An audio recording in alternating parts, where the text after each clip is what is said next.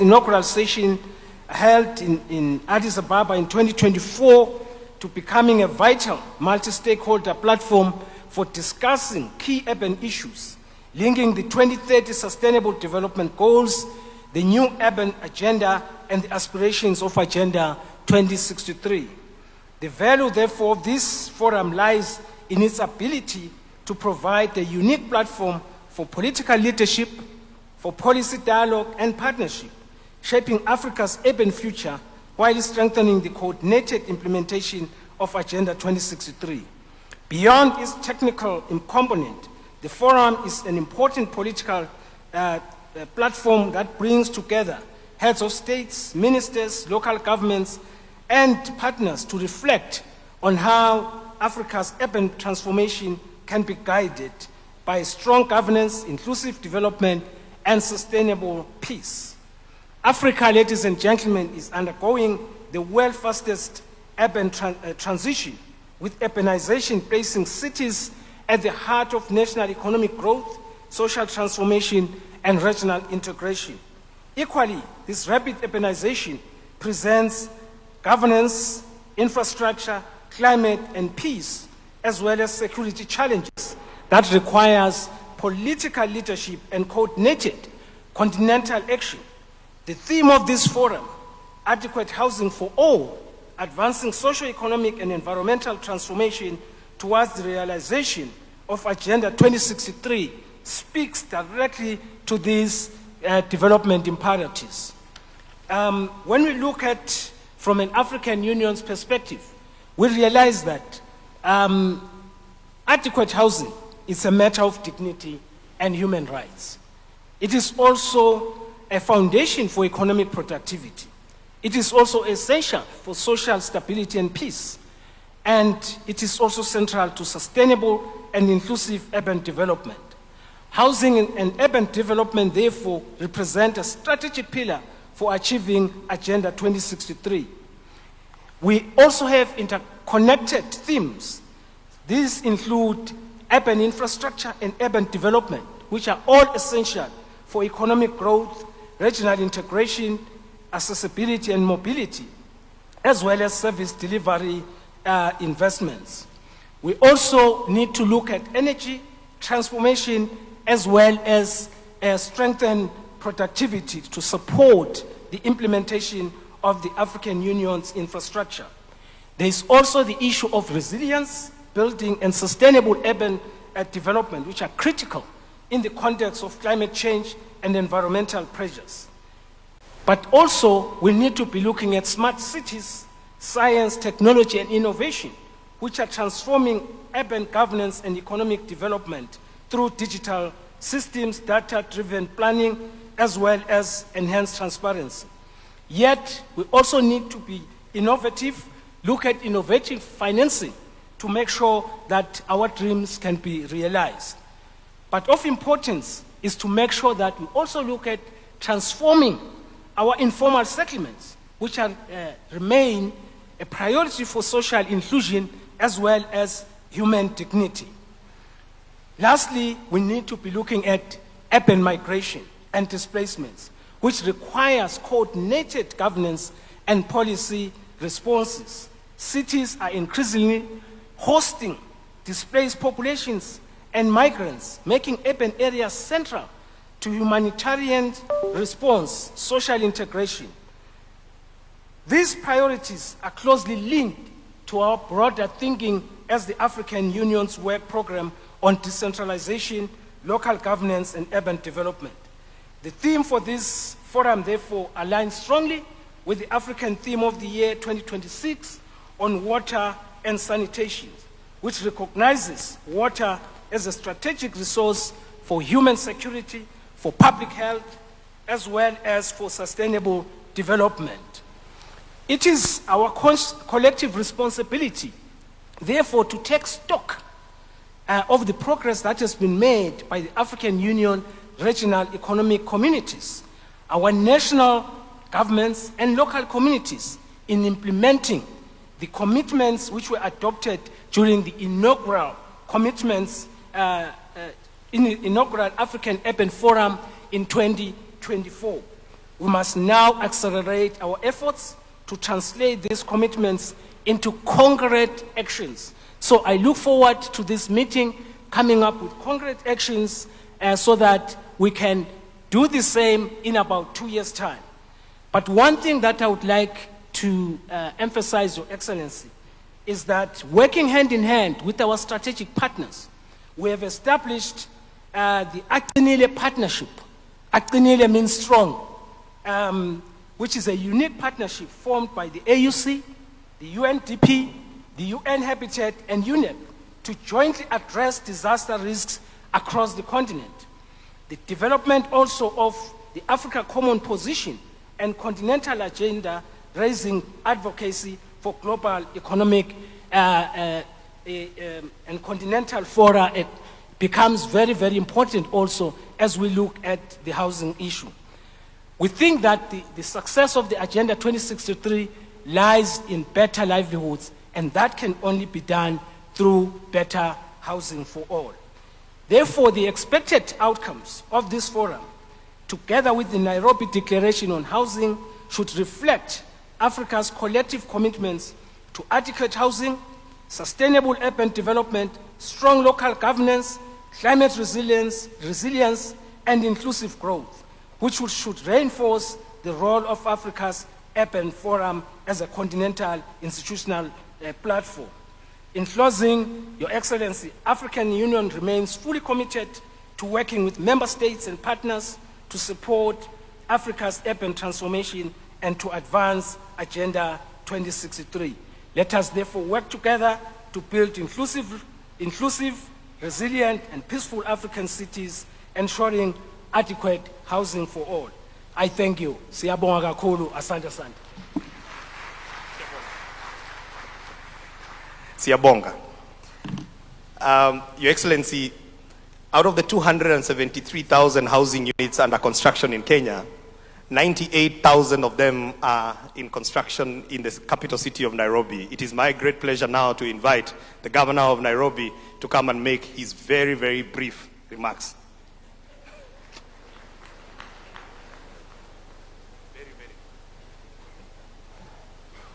Your Excellency, President William Ruto, the President and Commander-in-Chief of the Defense Forces of Kenya, Waziri Alice, AU Commissioner Moses Vilakati, ministers from across the continent. We're told we have more than 40, and we're really privileged as Nairobi to have you all here in our capital city. Anna Claudia Rosbach, my friend, and a big friend of Nairobi, whom we really appreciate.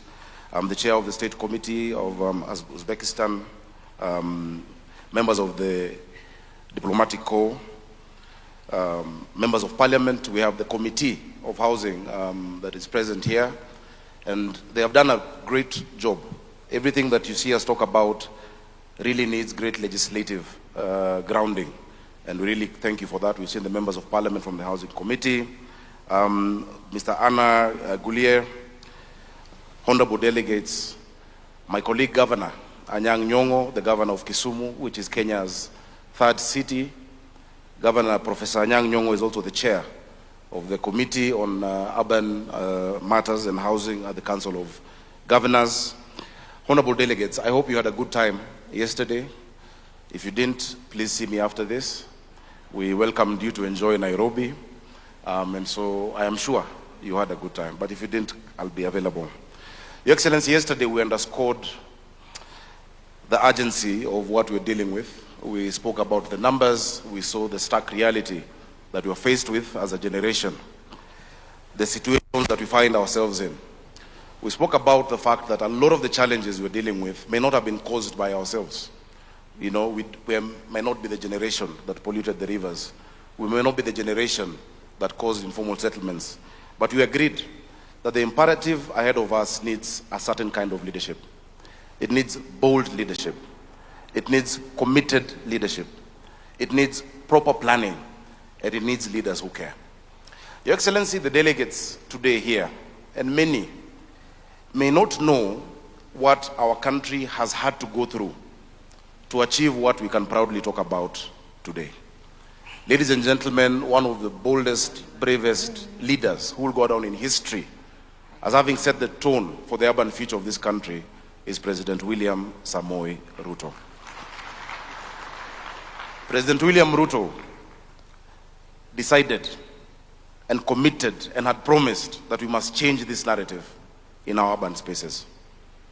He was vilified, his politics was threatened, there were demonstrations, there were almost riots.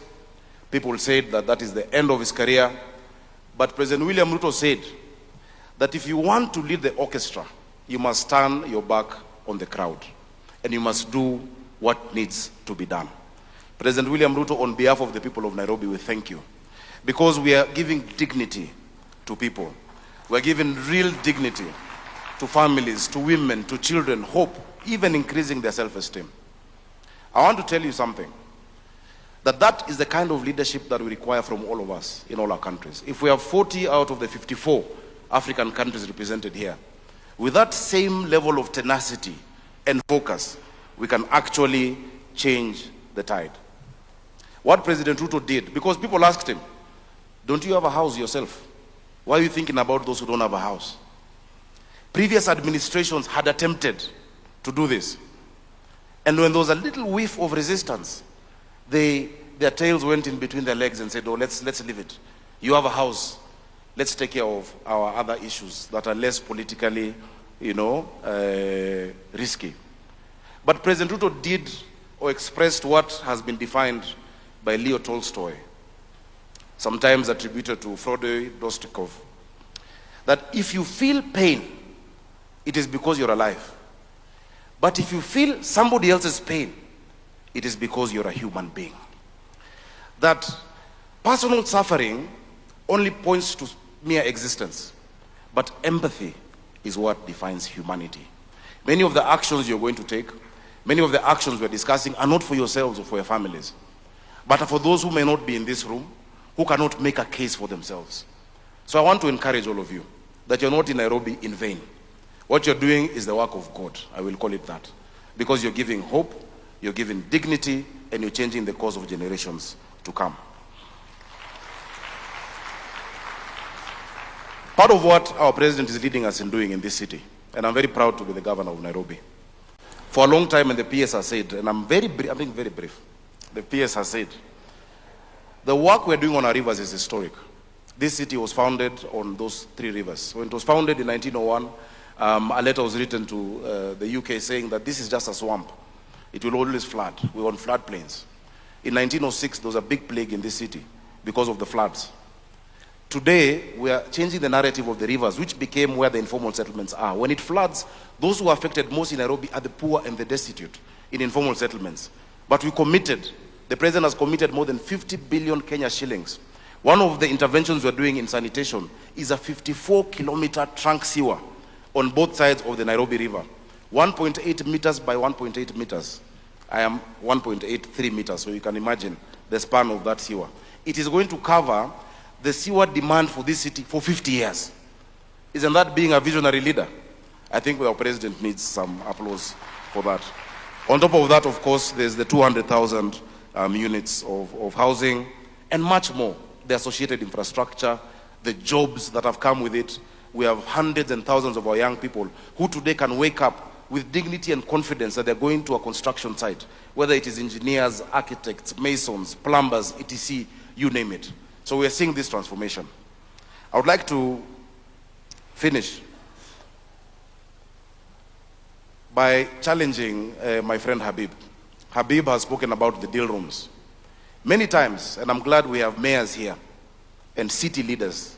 And yesterday I threw a brief challenge. I didn't go much into it because I was just to speak briefly. Mostly cities are called to make welcoming remarks, not to talk about the cracks of the matters. But these mayors and city leaders are the ones who grapple every day with the urban challenge on our continent. I think they deserve better recognition. And I've seen one of my predecessors, Mayor Joe Akech, when Nairobi had mayors back then. Let's appreciate him.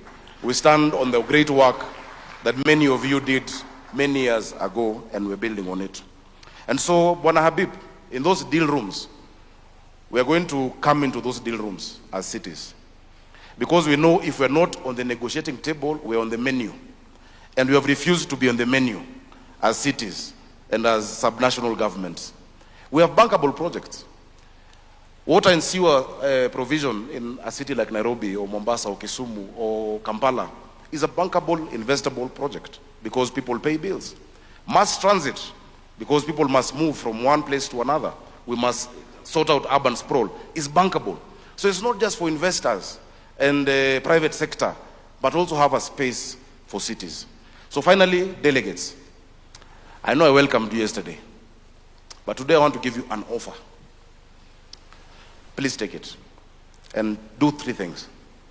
Number 1, after your meetings, please find any hotel in Nairobi, any restaurant, any place of recreation. Go in there. You can order ugali, which is a Kenyan dish, nyama choma. You can order pizza if you want. You can order, githeri. Have as much as you want. As much as you want. If anybody asks you, say Sakaja sent you. The governor of Nairobi. So the first thing is you're welcome. Number 2, find any restaurant and say, Governor Sakaja sent you. But number 3, pay your bill yourself. Because there's nothing for free in Nairobi. May God bless you and enjoy this forum.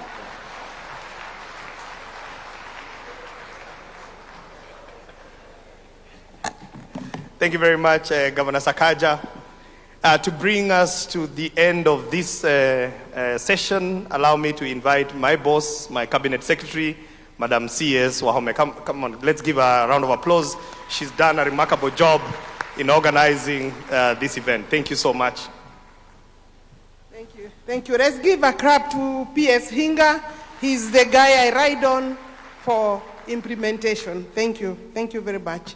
Your Excellency, the President of the Republic of Kenya, Dr. William Samoei Ruto, Your Excellency, AU Commissioner Moses Virakati, here on behalf of yourself and on behalf of the chairperson and the African Union, Your Excellency Anna Claudia Rosbach, ED of UN Habitat, together with Undersecretary General for the United Nations.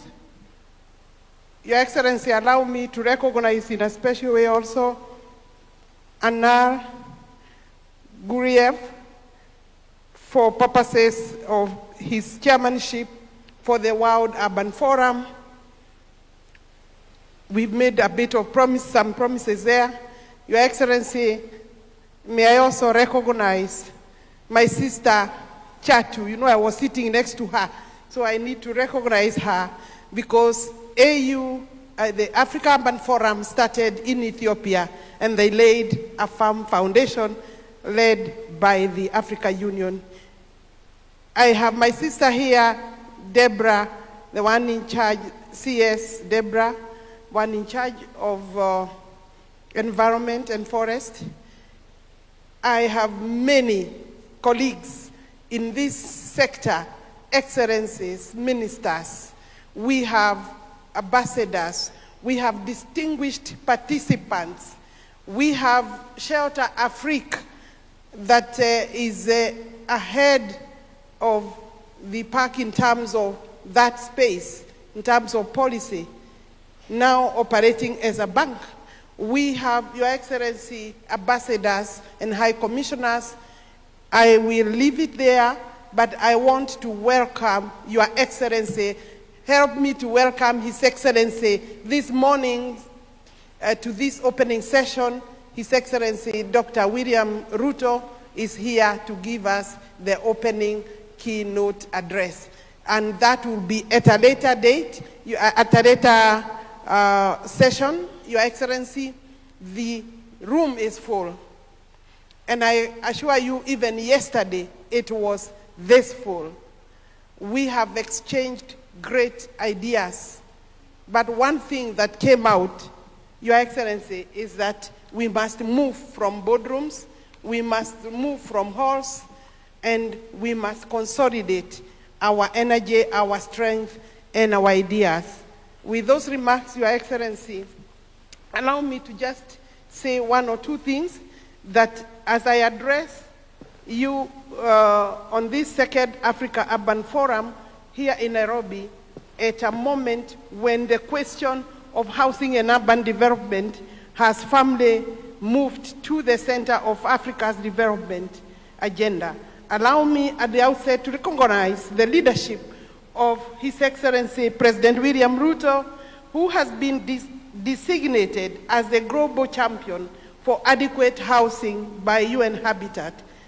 Recognition that reflects not only Kenya's national commitment, but our own shared conviction that housing must be elevated at a global and continental priority.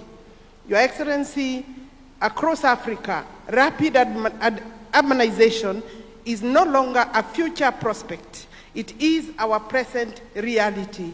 Yet, unlike previous global urban transitions, ours is unfolding under conditions of constraint, limited physical space, growing populations, climate change and vulnerability, significant infrastructure deficits.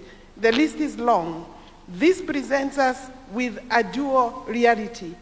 On the one hand, our cities are engines of growth, innovation, and youth employment.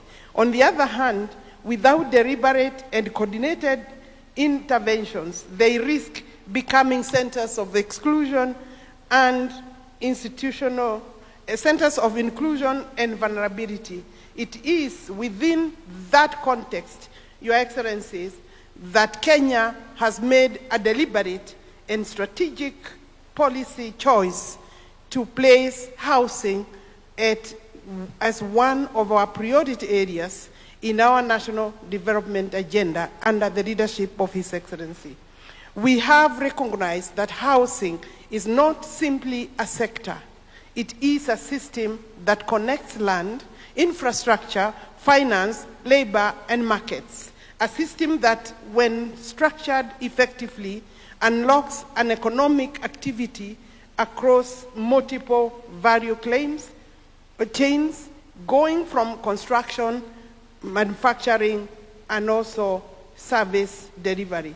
The local enterprise, therefore, becomes a beneficiary, and such a system, when scaled up, is able to deliver both social outcomes and economic transformation. Excellencies, our approach to provision of adequate housing in Kenya is anchored on three key pillars. First, we have prioritized policy and institutional alignment, ensuring that housing delivery is coordinated through a whole of government approach that integrates planning, financing, and implementation. Indeed, our financing is a local solution. Second, we are advancing innovative financing mechanisms and leveraging public resources to crowd in private capital, structuring blended finance solutions, and creating predictable funding streams to support delivery of scale or at scale. Third, we are strengthening delivery systems and building institutional and technical capacity required to move from project by project implementation to program-based delivery, supported by partnership with the private sector and other stakeholders. Through this approach, we are not only delivering housing units, the figure now stands at close to 300,000, but are also building an ecosystem that supports job creation for our youth, strengthens local industries, and expands access to dignified living conditions for our citizens. Excellencies, while we are encouraged by the progress we are making, we are equally clear that no country can address housing challenges in isolation. It requires stronger partnerships between governments, development institutions, and financing partners. The private sector is key player, and communities must not be left behind. As we therefore deliberate how to overcome these challenges, the next now 2 days, starting today, because yesterday is the first day, Kenya stands ready not only to share its experience, commitments, but also to learn from you, our brothers and sisters. We believe that solutions we are building together must be adaptable, scalable, and rooted in African realities. But my brothers and sisters, as countries, I want to tell you, for the success story for Kenya to reach where it has reached, it has taken the President of the Republic of Kenya to do the heavy lifting. And the heavy lifting is both social, economic, and political. We have had very strong support from the legislature, but the political class, for obvious reasons, unhealthy competition, has not been that supportive. And I mean the one outside the one government approach and the broad-based government. So, for you to go the road Kenya has gone, you need the highest political goodwill. And Your Excellency, Kenya is privileged to have you. The courage my governor in Nairobi has talked about is unparalleled. But that is something we can also share. His Excellency is not just a champion in Kenya. You have heard the platforms that he is leading, and we want to encourage you, Your Excellency, because this space is not new. It has been there, but the prominence it requires can only be given from the political platform that you stand, Your Excellency, with other member states, heads of states. And I'm therefore grateful as the Cabinet Secretary in this ministry to be able to host on your behalf, Your Excellency, the number of ministers, my colleagues who are here, and they have come, they came 2 days ahead. They have enjoyed part of Nairobi. They are yet to go to the rest of the spaces. Your Excellency, that gives us an insight to the interest in this discussion and discourse. And we therefore looking forward for another very good day today. Thank you for coming to the opening session. Your Excellency, we missed you yesterday, but we understand and appreciate making time.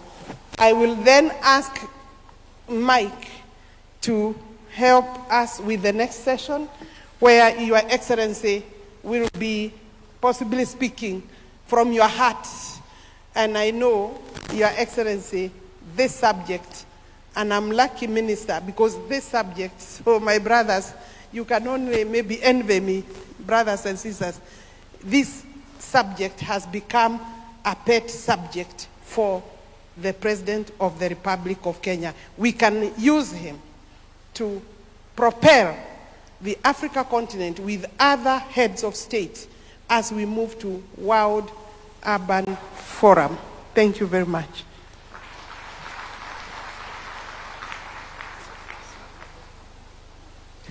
Another round of applause for Cabinet Secretary Alice Wahome. Thank you very much. Your Excellency, I believe all in this room believe that the future is urban.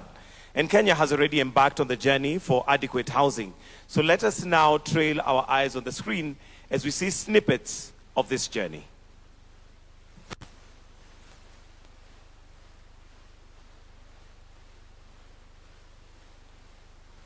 Toward a future. The mindset changes, everything changes.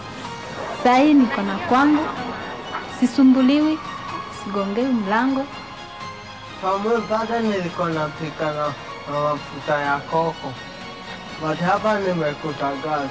Dignity also, it's kind of lifted up, not the same way while you are still in the slums. We know that the future is urban, so we must manage these spaces so that we're able to coexist, ensure that we have proper transport systems. Top of all is ensure that there's some ownership so that they can be able to gain some dignity and feel like they're part. Question remains, who will shape it? We'll now hear from His Excellency himself, but allow me to introduce our moderator for this session, Vivian Onano. She's an award-winning social entrepreneur and founder and director at a Leading Light initiative. Vivian continues to play a leading role in redefining Africa's growth and development through the direct engagement and inclusion of women and youth. Your Excellency, Vivian is a respected speaker who often speaks on global education, gender equality, youth empowerment, and international development. Distinguished guests, ladies and gentlemen, why don't we put our hands together as I welcome our moderator to now come and take up the next session. Karibu sana, Vivian. A round of applause, please. Welcome. Isn't she looking great? Welcome. Thank you, Mr. Mike Gitonga, for the generous introduction. Your Excellencies, honorable ministers, distinguished guests, fellow youth leaders, ladies and gentlemen, good morning. Good morning. I need to feel the energy in the room. It is my honor to serve as the moderator for this high-level fireside conversation with His Excellency the President of Kenya, where we will delve into key lessons, best practices, and critical challenges in delivering adequate housing for all. Africa is undergoing the fastest urbanization globally, with urban populations growing at over 3.5% annually. By 2050, our urban population will double, from approximately 700 million to over 1.4 to 1.5 billion people. Nearly 65% of Africans will live in cities. We are not simply urbanizing. We are building the future economic engine of this continent. And yet, today, over 56% of urban Africans live in informal settlements. Cities already generate more than 75% of national income, yet remain underfinanced and underplanned. This is not just a housing deficit. It is a systems challenge. Land, finance, governance, and ultimately, delivery. Closing Africa's infrastructure gap alone requires $130 to $170 billion annually, while global systems hold over $400 trillion in capital, highlighting a fundamental mismatch between need and capital allocation. Housing is one of the most powerful economic multipliers we have. Every dollar invested can generate up to $2.5 in economic activity, contribute up to 5.8% of GDP, and create up to 5 jobs per unit. So the question is simple. What will it take to deliver at scale? And who will take that responsibility? To respond to these critical questions, I would like to welcome to the stage a leader who has made affordable housing for all his national priority, has risked his political capital to ensure that it is not just an agenda on the manifesto, but a reality for millions of Kenyans. He is a powerful continental voice, and recently, last year at the United Nations General Assembly, he was recognized by the United Nations as a global champion for affordable housing for all. Ladies and gentlemen, please put your hands together for His Excellency, Dr. William Samoei Ruto, the President of the Republic of Kenya, as he comes to the stage.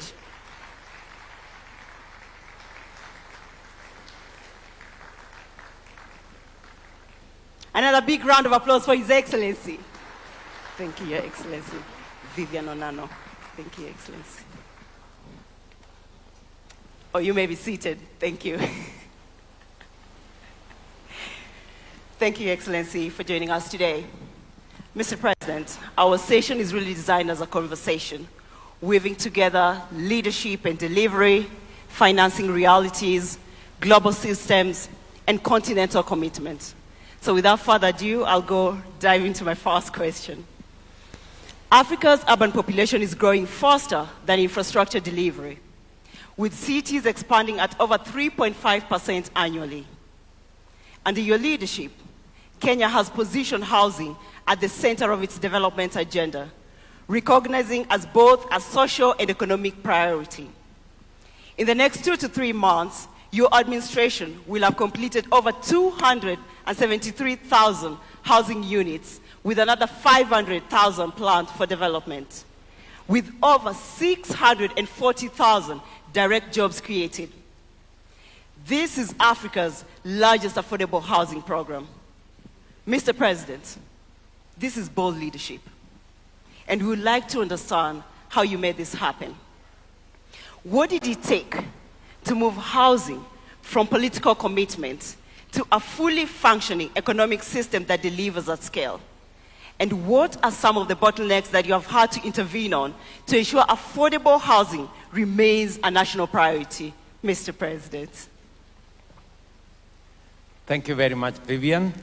And welcome colleagues and friends from across our continent to Kenya. The conversation that you want to engage me in is a conversation that is very close to my heart.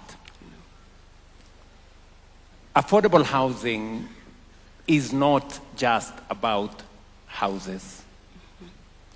It's about people. It's about dignity. It's about jobs. It's about careers. It is about business and much more. And you have asked me a fundamental question that how did we move this from manifesto, from documents, from ideas into reality? And I have only one answer. It takes leadership. That's it. And we have had this in our plans as a country in many administrations. We've had it in many manifestos. We've designed how it can be done. But until you find the leadership that has the courage to translate it into reality, it will remain aspiration, it will remain talk, it will remain documents, it will remain campaign promises. And one more thing, you cannot undertake such a fundamental and consequential undertaking if you are focusing on the next election. It has to take a longer term focus in the next generation. That's what it takes. If you focus in the next election, you will not do it because it is difficult. It requires heavy political capital. It requires mobilizing resources, how to finance it. And that is why today, as I sit here with 270,000 houses being built across the breadth of Kenya, in every large township in the Republic of Kenya, we have 200 active sites in every part of the Republic of Kenya. Yesterday, I was in one of our counties in Olkalau. The affordable housing in Olkalau is ready. In fact, we're going to hand over the keys. CS Alice Wahome has been with me. She has taken me to every place in Kenya because of affordable housing. So let me just say this, that affordable housing will happen if you have the ultimate political leadership. It cannot be done at the ministry. Yeah. It cannot be done at another level. It has to take the political leadership at the highest level to drive it. Number two, you have to find ways of mobilizing resources. In Kenya, we decided that we are going to mobilize resources locally. The houses we have built in Kenya, maybe ministers sitting here, and I want to say this is a very important forum. We have close to 40 countries represented here at ministerial level, because housing is such an important topic for any government, because the world is urbanizing. You've just given us the statistics. We have 700 million people today in our continent living in urban settlements. For us in Kenya, we have 7 million people living in informal settlements. We have 1,140 odd informal settlements around the country. And in fact, strangely, a few years ago in Kenya, when visitors used to come to Kenya, I don't know how this happened, that we used to be proud of, okay, take this visitor to go and see the largest slum in our region. You know? So you take your visitor to go and see Kibera, the largest slum in our region, to go and see squalor and poverty and filth, and, you know, which is not the right thing to do. Not to deny that this exists. Yeah. Yes, it does. But somebody has to do something about it. Yeah. Today, I can proudly say, when these ministers leave these rooms, they will be taken to see how we are transforming those informal settlements into decent living houses for the people of Kenya. And the houses we have built, we have not borrowed money from the World Bank. We have not borrowed money from anywhere. We built these houses using our own resources. Wow. I bet you, today we have signed $4 billion of housing contracts. That is an equivalent of 650 billion Kenya shillings. If I were to look for $4 billion from wherever,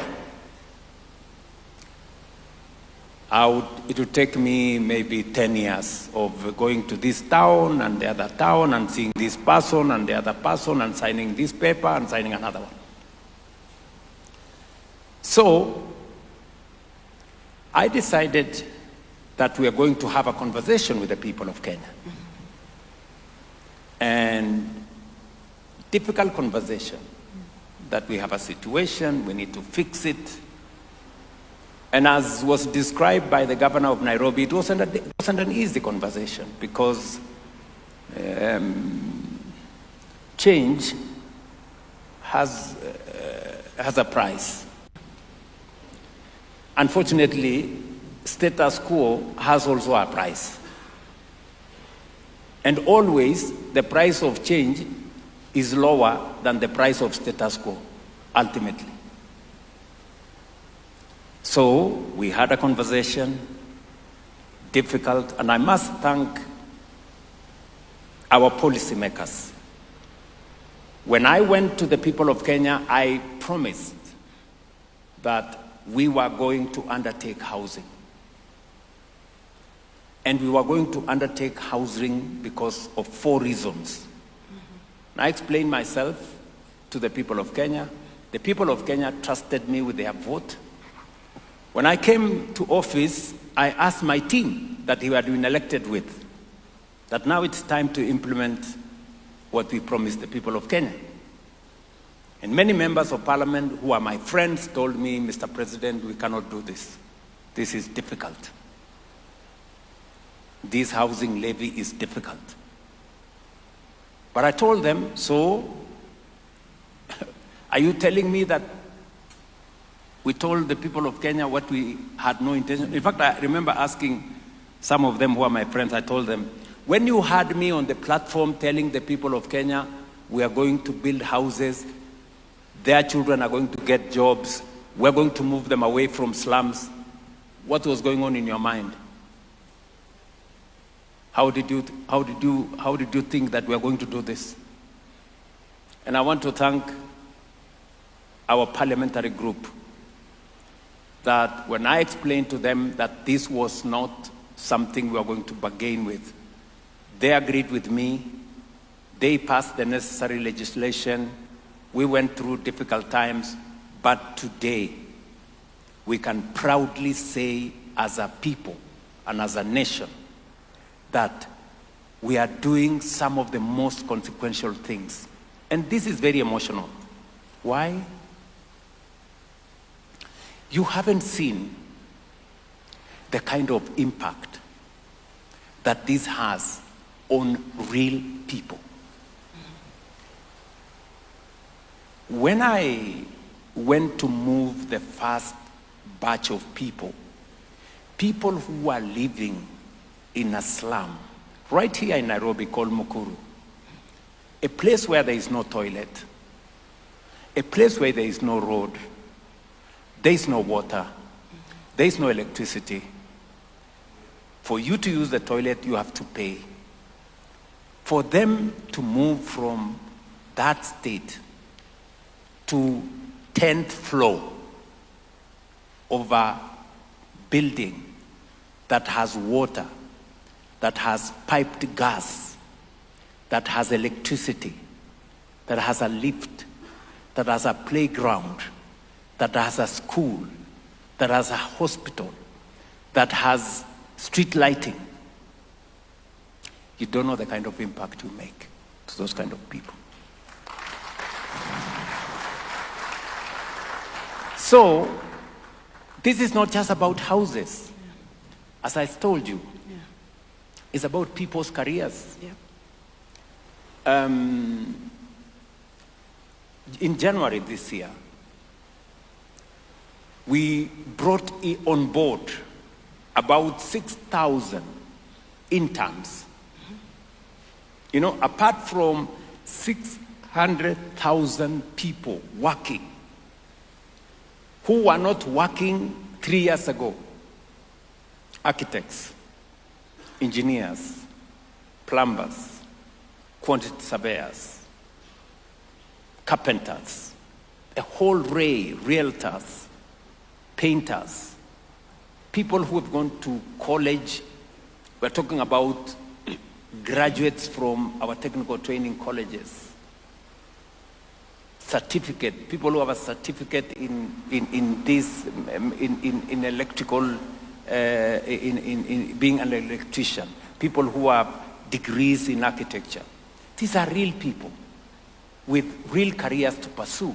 Today they have a chance to pursue their careers. Today, because of the housing program, we have industries that have come on stream. We have people who have been Juakali artisans, small enterprises. Today they are transitioning from being ad hoc. You know, you make one window today, you make another window after 2 months, you make another window after 10 months. Today they have contracts. In fact, we ring-fenced close to 15 billion Kenya shillings for people who were informal. Today we are formalizing their business. We've had more steel companies come on stream. We've had more cement factories come on board. We've had many more people coming on stream in the space around making construction equipment, making inquiries in transport industry. More transporters are coming on board. So we have built a whole construction industry around housing. What is more, we are slowly rolling back land fragmentation. We are slowly influencing land that was meant for agricultural activity. We are now reserving it for agricultural productivity and food security instead of it being subdivided for informal settlement. So it hasn't taken a person, it has taken a whole Kenyan society, because the executive has been in, Alice and myself and the team. People in the legislature have done their part. The people of Kenya are the biggest contributors to this success. Why? Because they put in their taxes. And we are making the change together. Yeah. And that is why I am very proud to address this audience and to share our experience as a nation, which I believe is what other countries are doing. Maybe they are doing it differently, but we can share in this experience. Finally, you've asked me, what are the challenges? Yes. The challenges have been, the change. Changing a situation is not an easy thing. Mm-hmm. So we've had political pushback. We still have politicians who still think you can make populist, we are going to stop this housing because we are protecting the pay slips of people. Such pedestrian talk. Mm-hmm. How do you cannot see the 640,000 people working. You don't know what to do with them. I know many ministers here are wondering whether there are still people who are opposing this in Kenya. Yes, they are there, and they are not few. There are many. Many politicians still climb to podia to talk about how they want to stop this. How you want to stop such transformation is mind-boggling. Right? Mm-hmm. We still have courts. We've gone through difficult challenges in courts. People who go to court, they want to stop this. In fact, many of them are asking me, who told you we need houses? Others are saying, why are you taking government land, building houses, and then giving it to individuals? The same people don't mind if the same government land, people invade, they settle, it becomes an informal settlement. They don't mind it. But they mind it if we use it and build affordable housing, make decent use of it.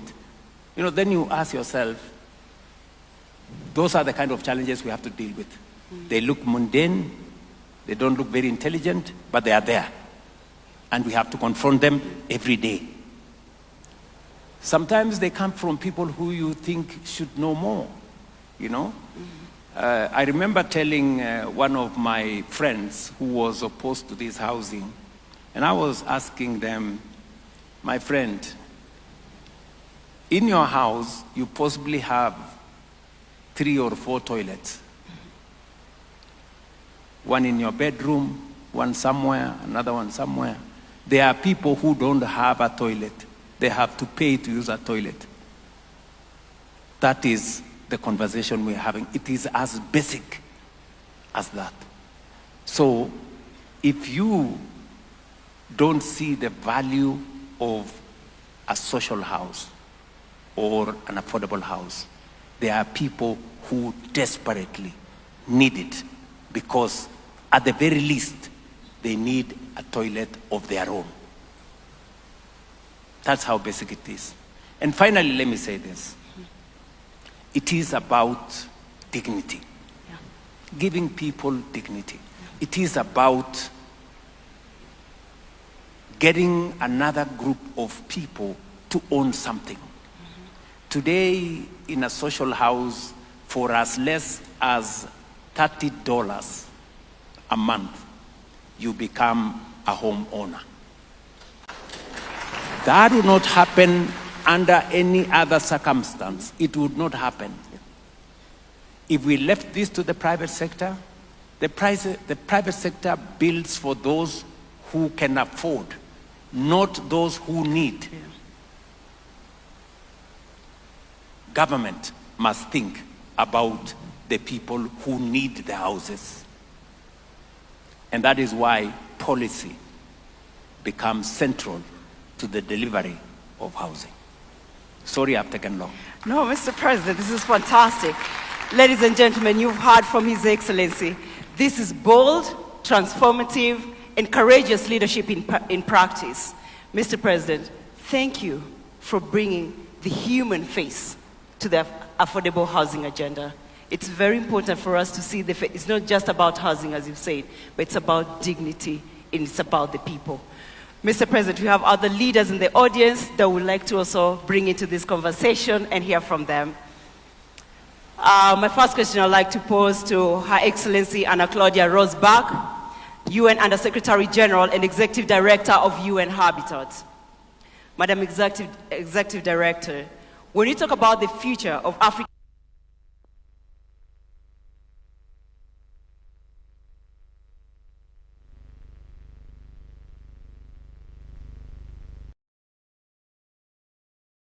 and are governments investing enough in secondary cities as the next frontier for affordable housing, or are we still over-concentrating resources in primary urban centers? Madam Secretary. Thank you so much. First of all, I really would like to appreciate Mr. Excellency President Ruto for your honesty and transparency. Mm-hmm. Indeed, housing is complex, and without top leadership, as you said, Minister, it's very difficult to accomplish because there are so many factors involved. But President spoke about the hundreds of millions that are coming to urban settings in Africa.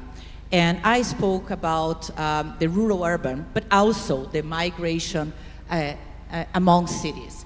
And our data shows that the growth is actually happening in intermediary city. But if we look at metropolitan areas, the pressure is very, very, very high. At the front line, as you all mentioned, and as we are discussing at this forum, is housing. Because we cannot think about people coming to cities and not having housing. As the President said, the markets are limited. Right now in Africa, I would say 10% is the outreach of the market. Just because the incomes of the people are this low and the prices of their houses are this low. And somebody needs to fix that. So you putting public land into housing helps to cover the gap. You find the finance, and very well highlighted, the domestic finance, because this money is not out there available, is critical to cover this affordability gap. So the city planning, the role of the local authorities, of the mayors, of the governors is critical. Because if we don't line up these actions, the money, the regulations, you mentioned a law, you change the law that comes from the national level, the programs that comes and the planning that comes from the national level, if we don't line up with what's being done at the local level, if the governors, if the mayors, they don't plan for this growth, then it's going to be sustainable. So you need to build the houses, but you need to be conscious that where you build and how you build make a difference. And here I would like to call attention for the densification of the housing program, because indeed, we cannot continue urban sprawl. This is affecting food security, this is affecting our natural resources. So this is also, you mentioned, Mr. President, about a social pact that you did with the Society of Kenya, but this needs to be replicated at the local level. Because if you don't agree with the society, how the city is going to grow up and to the side, and for whom, then it's not feasible.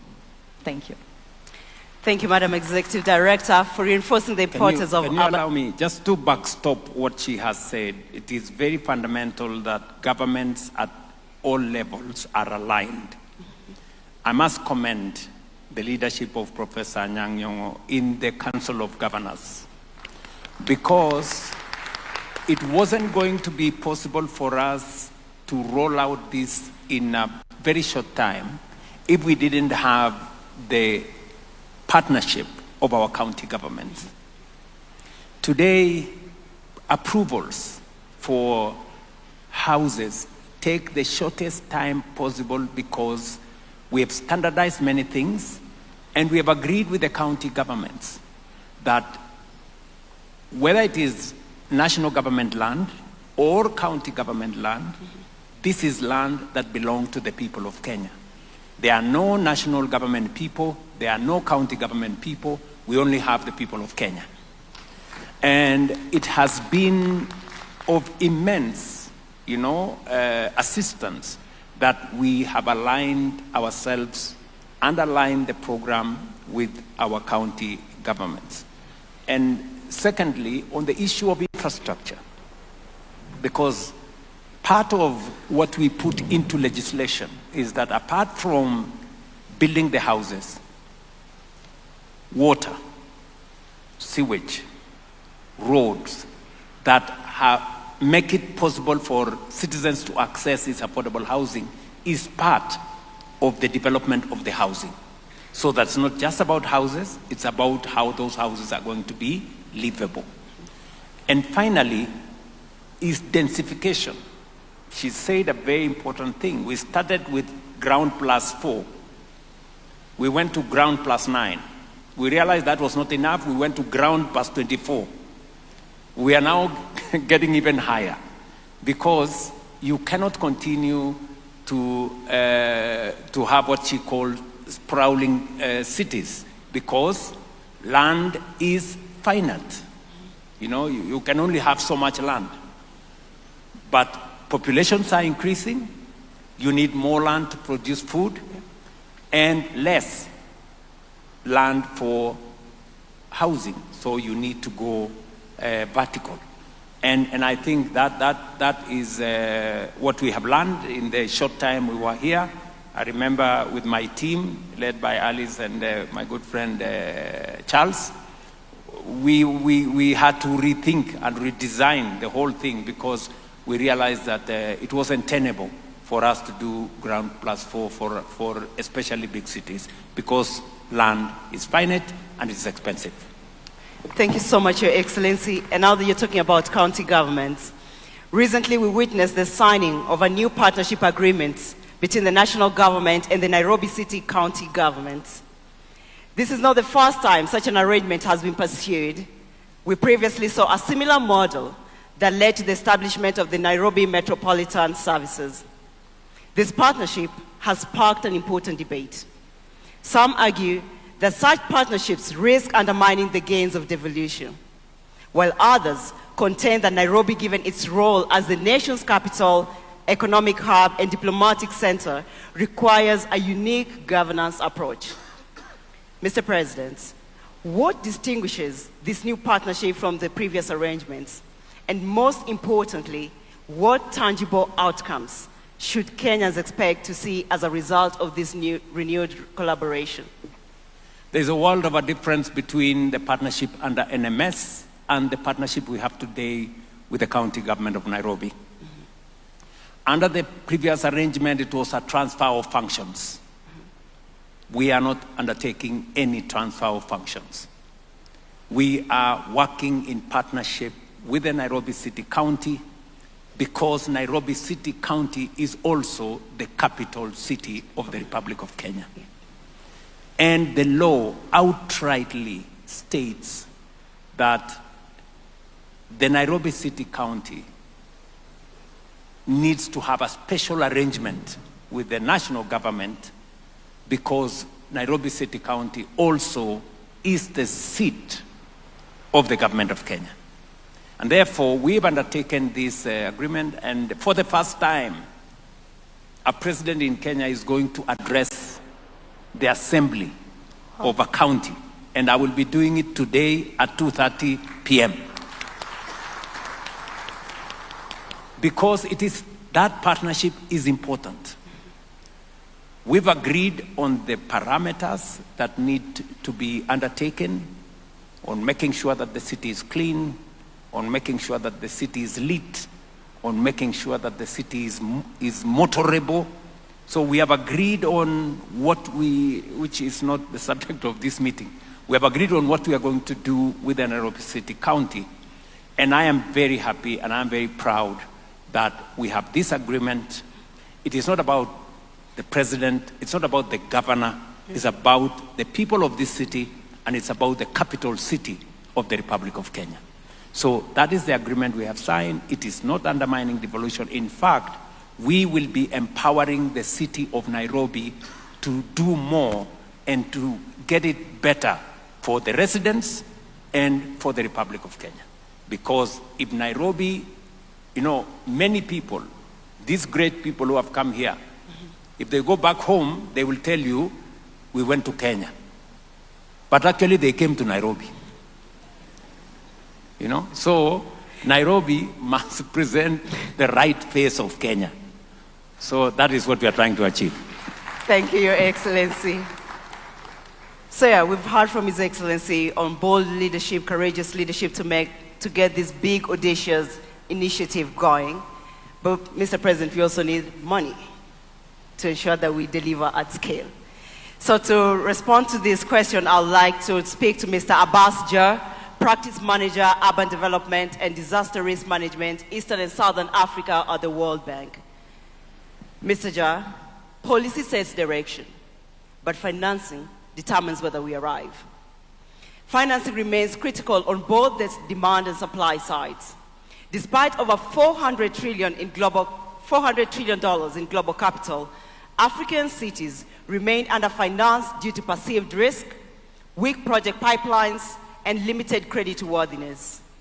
Mortgage penetration remains below 10% in most African countries, largely due to income informality. What is preventing private capital, particularly African capital, from flowing into housing and urban infrastructure? And what would a fully functional housing finance ecosystem look like? Thank you, Vivian. I think one of the advantages of coming towards the end is that everything that needs to be said has already been said. So I can just pick on the points previous speakers made. I want to begin by really commending His Excellency President Ruto's leadership on housing. And what I really appreciate at a personal level is the way you link housing to jobs and dignity. I think one thing, the Cabinet Secretary made a very good point, which is that cities are not just where jobs are created, it's how jobs are created. And that is something that is really, really important.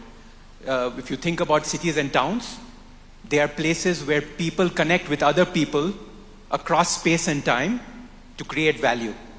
And once you start thinking of a city or a town like that, everything else falls in place. And housing is one of the parts of that puzzle. So let me just start with a couple of numbers that are so sobering that it makes you pause. So in the 3 days that we have the Africa Urban Forum, 120,000 Africans will have moved from rural areas to cities. If we don't get this housing part right, 12 million Africans will live in informal settlements in precisely the substandard existence that the President mentioned, with the lack of dignity, with the lack of basic services. So we have to get this right. We cannot afford to not get it right. To come to your question, Vivian, what will it take? I think it will take 3 things. And the President has already mentioned a few of those. First, fix the land, fix the street, fix the sewage and the water before you put the housing in. That is super critical. And We have examples in Kenya, Dandora. We have examples in Angola. We have examples in Cote d'Ivoire of sites and services, which precisely does this. You put in the trunk infrastructure before the housing is built, so that you ensure that the private sector can come in a meaningful way. That's number one. But second is that often we think of the housing finance market as one market. It's actually 5 markets. If you think about it, when you start from the bottom, say the bottom 20%, they cannot afford a mortgage. They'll never be able to afford a mortgage. Then you have to think about things like targeted subsidies, sites and services, things like that. When you look at the middle of the market, there are things like, for example, 70% of housing in Africa is self-financed and incrementally. So people don't build a house at one go. They'll build step by step. So you need to match the finance with that and with their ability to pay. And then at the top of the market, you have the mortgages. And then there are things that you can do to improve the functioning of that market. But always remember that the housing finance market is actually several markets. And you need instruments for each of those markets. And the third point that I would say to get private capital in is something that Anna Claudia also mentioned, is that you need to link transport corridors, density, flood zones. You need to demarcate which parts of the towns and the cities are no-build zones so that the poor don't settle in these hazardous places. And by the way, now high-resolution satellite imagery gives us the ability to pinpoint precisely which are the areas that are going to flood, which should not be built up. I live in Nairobi. I love the city. But we saw flooding last month due to the heavy rains. So there are parts of cities and towns that should not ever be built up. And you can use technology now to do that very cost effective. So I would say these are the 3 things we need to do. Thank you. Thank you so much, Mr. Abbas. Your Excellency, I would like to come to you on the same topic. So recently, we saw the launch of the National Infrastructure Fund, alongside a number of innovative financing mechanisms, such as the securitization of the fuel levy to support road infrastructure, and the sports levy financing flagship projects like Talanta Stadiums and the many stadiums that you're building across the country. Does this signal a deliberate shift towards more innovative financing models, moving beyond traditional reliance on debt and taxation, both of which have clear limits, we know that? And secondly, with the National Infrastructure Fund now in place, should Kenyans expect to see accelerated investment in critical urban infrastructure, particularly in areas such as clean water and sanitation, drainage and sewer systems, and universal access to electricity? Thank you very much. Allow me just to mention something that my friend from the World Bank has said, which is fundamental. And we've learned this in the process, that housing market is not one. It's in several, categories. Right at the bottom, we have social housing. These are people who cannot. They are actually the most, they need the houses the most, but they have the least ability. So you have to balance that. They need the houses the most, and yet they have the least ability to own the houses. So this is where, for example, for us as a government, we've done 2 things. Number one, we are building 20% of all these houses as social houses. We've made it deliberate that we have a category for social houses. Number 2, we have also removed the requirement that you need a deposit to move into the house. Because sometimes if you introduce a deposit, it becomes very difficult for people in that category to access the houses. And number 3, we have made their mortgage interest the lowest. We are actually subsidizing as government at 3%. Then the people in the affordable housing is at 6%. And then the people who can afford what we are calling the market houses is at 9%. So I agree with the World Bank representative here that we have to be sensitive to the market so that we do not, in the process, lock out the people who need the houses the most. One more thing on the subject he raised was, how do we raise money? You know, and that's the question you are asking me. We can stretch taxes so far. We can stretch debt so far. For us in Kenya, we have said we will be very, very careful on matters to do with stretching taxes or stretching debt, because both have consequences.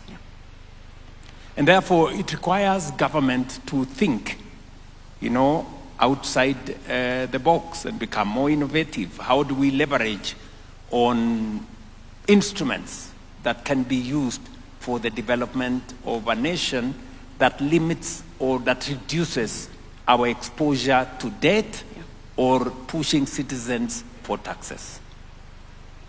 And we have discovered some of them. You know, we have assets that we can deploy in a better way. Let me give you an example. You've just mentioned there about a big stadium we have built. In fact, we are using what we call the sports fund, which is a fund that has been there now, I think, for 10, 15 years. For 10, 15 years, this fund has not achieved much, except do a gate somewhere, do cabro someplace, you know, a small thing somewhere. What we have done is that we have turned that fund into using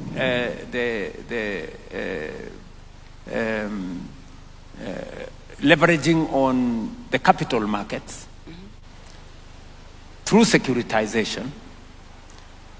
That fund is now building for us the largest stadium in Nairobi, which is going to host AFCON next year, about $300 million. And another almost $200 million to build another 20 stadia across Kenya. Because sports, Kenya is a sporting nation. Yep. So many people are asking me, but where has this money come from? Have you gone to borrow more money? What have you done? So, innovative financing. Yeah. Let me give you another example before we go to your question. We are building another huge conference facility. In fact, the next time these good people come to Kenya from August this year, they will be having this session, or whatever session they will be coming, in Bomas of Kenya. We're building another close to 350 million conference facility. Again, we haven't borrowed any money from nobody. We've used our own instruments that have always been there. The tourism levy, which has been there now for 20 years. And if you ask, what has this tourism levy done in 20 years? Nobody can point to any meaningful thing that it has done. Today, we are completing a $350 million conference facility that is going to, using the private sector, we're going to have 1,500 bed, 3 hotels, 5-star, you know? So this is innovation. It's not, we are not adding any more taxes. We're not borrowing any more money. We're just leveraging on the assets that we have. And you have mentioned the National Infrastructure Fund. This is part of the thinking that we have gone into. It is in our manifesto. When we wrote it into the manifesto 3 years ago, many people did not believe it's going to come to be. I did sign the law a month ago. I think today or tomorrow we are advertising for competitively for a board to run it. We have the first $800 million into that fund that came from our IPO privatization of Kenya Pipeline. God willing, we will have another $2 billion into that fund in a short while. as we undertake raising money using our mature assets as a nation. And I want to tell this audience, as I tell the people of Kenya, the National Infrastructure Fund, yes, is going to deliver more infrastructure projects to the people of Kenya without pushing them for more taxes or without going into borrowing. And one of them that is going to happen in 2 months' time is the construction of the international airport in Nairobi. The National Infrastructure Fund is going to be the fund that is going to help us, provide our part of our equity. And we don't have to, it's going to be $151.5 billion facility, but we will be putting a fraction of it just to de-risk the process. And then the rest of the money, the private sector will come in through public-private partnership. We're going to work with the concessionaires, and we're going to build the airport using a small fraction of the National Infrastructure Fund. We already have 15 mega dams that are going to benefit from this fund. And I did make a commitment to the people of Kenya that any money that we raise from privatization, that we raise from mature assets of the nation, will be put in this fund. It will not be used to pay salary. It will not be used to pay debt. It is going to be used to develop infrastructure so that we replace one piece of infrastructure with 2, 3, 4, 5 others. That is how we intend to drive this into the future. Thank you so much. So, ladies and gentlemen, if you were still asking yourself, how is His Excellency the global champion for affordable housing for all, you've heard it from him. It's not just about the political will, it's not just about the bold leadership, but he also knows how to get the resources that need to make these ideas a reality. A big round of applause to His Excellency. No, just one more. And now I'll turn to His Excellency Moses Vilakati, African Union Commissioner for Agriculture, Rural Development, Blue Economy, and Sustainable Environment. Your Excellency, in your speech, you have emphasized that the Nairobi Declaration must move beyond aspirations to clear commitments and measurable actions. What specific accountability mechanisms will the African Union put in place to ensure that member states actually deliver on affordable housing targets, particularly for low-income and informal settlement populations? Your Excellency. This is a mammoth task, but it's doable. Thank you, Your Excellency, for this elaborate and eloquent presentation, because it shows that it is doable. Now, here, Your Excellency, there's going to be a declaration termed Nairobi Declaration. As the AUC, we are proud that we'll be part of that journey. And once that declaration is there, it is then taken to the Assembly. I can assure you, Your Excellency, that in February next year, it will be there, so that your colleagues, heads of states and government, can then endorse it for implementation. Because our process always starts from there. That heads of states, governments have seen the document, they've looked at it, they edit it, they delete certain things, they add other things, because that is how it's supposed to be.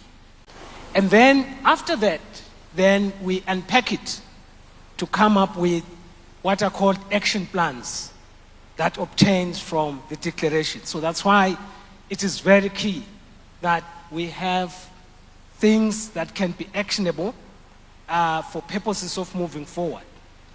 Now, then once we have those action plans, the member states then adopt it, they take it forward, they take some of these ideas that are coming from here and start saying, what is it that we can do? How I wish His Excellency the President would then address these member states to say, this is how I've done it. Yep. This is how I've changed slums. As the champion, I think we'll have to try and see how he comes into that program so that he can be able to elaborate, because hearing from somebody who has done it is like seeing, and I'm sure other countries can then take it from there. So that is then the actionable plans. Once we have those actionable plans, then now they are assimilated or taken over by the member states. So every 2 years, this forum meets. That is where then we come up with what we term biennial reviews. Because now we have to say, this is where we were. Where are you in as far as this process of ensuring that we no longer have slums? We have resilient infrastructure. We have got water for our cities. So that is what the AUC is good at, because the AUC has a convening power which can bring all of these under one roof. But there's one thing. The heads of states, including His Excellency, have told us clearly, you cannot force us.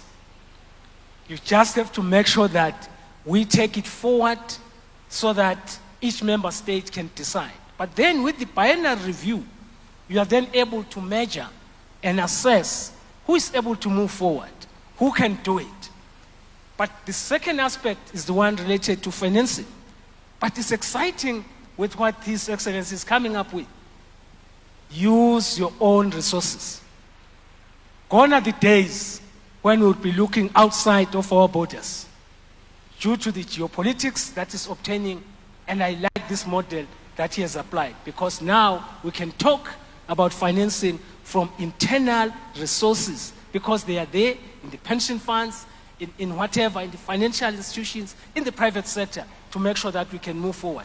Those are some of the things that we'll then be able to measure so that we can start seeing who is moving forward and who is not moving forward. We usually then come up with awards so that as the countries exchange ideas, we now look at those who are moving even better, including the cities. Those are some of the things that we now need to put into the review mechanism so that countries are accountable. I present, Your Excellency. Thank you so much, Your Excellency. Mr. President, I feel like more work is being added to you to continue being a continental voice and champion, and also showcasing Kenya's model to other member states so that they can learn from the great work that you're doing here in the country. Your Excellency, my next question is actually my favorite question. I'll be very honest with you. You have been a strong champion for youth inclusion and consistently advocated for the meaningful participation of young people across your administration. Today we have young people in this room and many joining us virtually. What urban future must we build for our young people, and what role must they play in shaping it? You know, it's a very important question. You've said it, and I share in your perspective that we have a youthful population in our continent, and of course in Kenya. And whatever it is that we are doing, they must be front and center of it. Housing is about young people. Mm-hmm. The people coming to work in these housing projects, I can tell you 70% are young people. I told you in January, we had a meeting with graduates from our universities and our TVETs, young people beaming with, energy and hope. And we brought them into the equation as interns. And I remember when I was talking to them, I was telling them, ordinarily when you go for internship, you pay for it in some areas. But this time round, government is going to pay you to be an intern. And I also told them this internship could actually become an interview, depending on how you display your capabilities. And there were 6,000 graduates from universities, from Tibet, you know, how this is going to turn into a job for you, because we have onboarded how many consulting firms, my friend, consulting firms? Over 350 consulting firms in our housing ecosystem. And these are opportunities for working with these consultants. If you're good, you will finally be absorbed in these consulting firms. So it's about young people and opportunities. Secondly, I've had occasion to go hand over keys to beneficiaries of affordable housing. You can never believe the faces of young graduates, people who've gotten a job a year or two ago, and they get a key to own a home. It's just life-changing, you know? So this is about young people, their careers, their future, being able to move from, you know, an informal settlement into a home that you will own. And we are also making it easier for young people to own these houses. In fact, we will be going back to Parliament to fine-tune the law so that we can reduce the bar for young people to own houses. So this is a whole of society approach. Finally, let me say this as a leader and as a policymaker. It carries a lot of momentum if the people come along, if the people understand. So even as we make the case, I am very happy that it may have been difficult initially, but today I will give you two examples. A week ago, we have a big market, possibly the largest market in Kenya, in a place called KICC. I think there are close to 200,000 people in that market every week there, selling, buying, and doing stuff. People from different parts of Kenya come to that market to buy for them to go and sell in other markets. And we wanted to transform KICC. In fact, the leadership of that market came to see me. And I had a good conversation with them, and we told them, look, and they told me, Mr. President, we are trading in filth. If it rains, you have to put on gumboots. If it rains, nobody shows up, because nobody wants to come into a place where the river has overflown, come with sewage, and flooded the trading space. So, first things first, we said we are going to fix the river. Then when I had a conversation with them, I told them we're going to fix the market, because this is an informal market. So we did the designs, we worked with the county government, we worked with the leadership of the market, and they told us we're ready to move. We're going to leave this space for you to build for us. Voluntarily. Yeah? When the traders moved, entrepreneurs, people who are looking for money, moved in and said, oh no, we are the owners of this place, you know. We told them, no, we know who the traders are. You get the hell out. So, you cannot believe this. So some people chasing popularity went and had a big meeting to say, oh, the government, why does the government want to remove these people? You know, blah, blah, blah. The traders themselves told those people, we decided that we are going to move because we want a modern market to be built for us. And by the way, we're going to build that market in a record 6 months. Wow. We will have a 3-floor market in that space. And those traders believe us because We have done it elsewhere. They have seen us build markets. And they believe us because we are redeeming them from filth and dirt and sewer.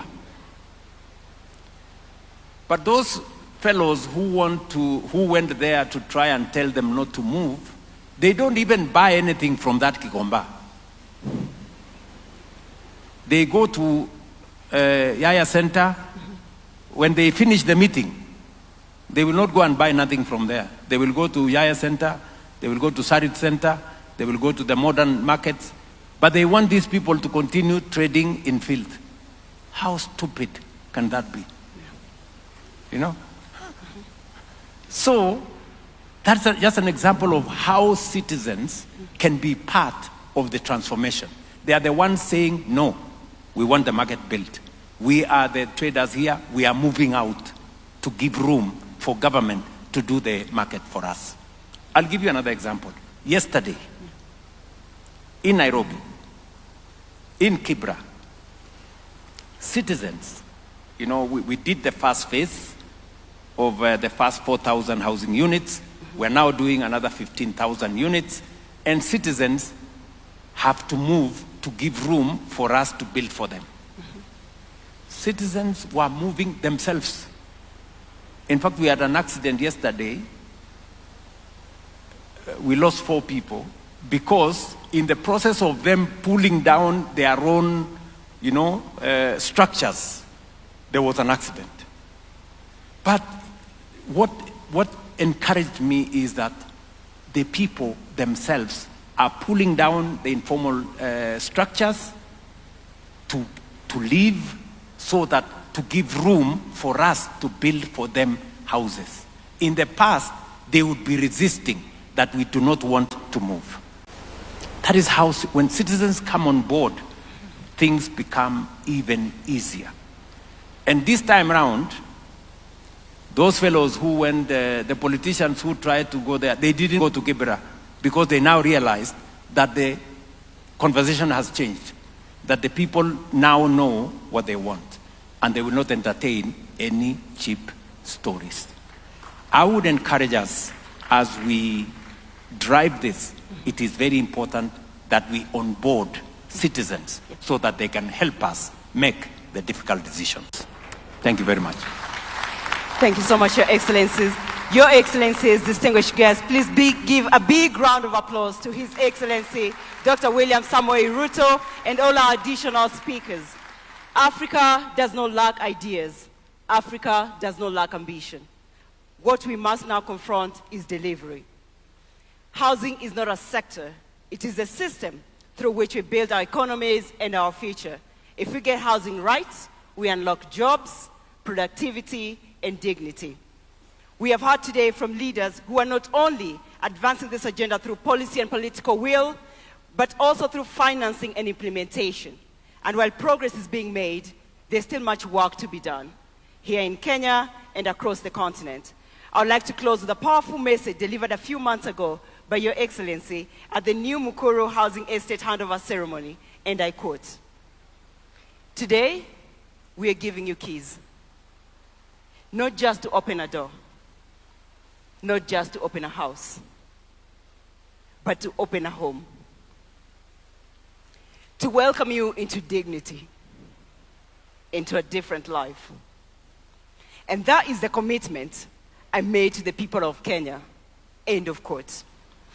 Ladies and gentlemen, that is what affordable housing is about. At its core, dignity for all. Please join me in giving a warm round of applause to His Excellency, President William Samoei Ruto, the President of the Republic of Kenya, for his bold and transformative leadership and for walking the talk when it comes to affordable housing for all. Asante sana, Mr. President. God bless Kenya. Thank you. Come on, ladies and gentlemen, let's put another warm clap for His Excellency, together with the moderator, Vivian Onano. As we take our seats with utmost respect and honor, Your Excellency, allow me to invite you to make whatever remarks you may make and also to officially declare the meeting open. Why don't we put our hands together as we welcome His Excellency to just declare the meeting open.